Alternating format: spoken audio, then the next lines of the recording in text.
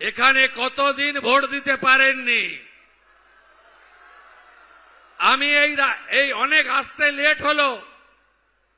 আমি ডায়মন্ড হারবারে পুলিশের সভা করে এই রাস্তায় এসেছি, 20 জায়গায় দাঁড়িয়েছি।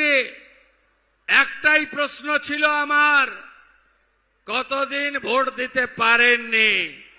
বলল ভাইপো যতদিন এসেছে ততদিন ভোট দিতে পারিনি।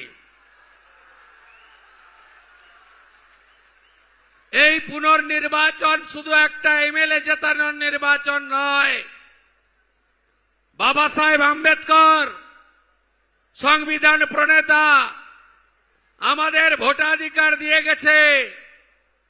পৃথিবীর সবচেয়ে বড় গণতান্ত্রিক দেশ হল ভারতবর্ষ।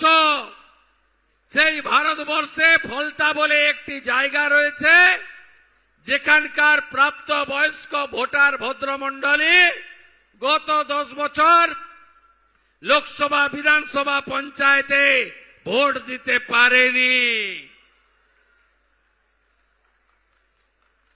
এর হিসাব হবে না, হিসাব হবে না। হ্যাঁ, আইন হাতে তুলে নেবেন না।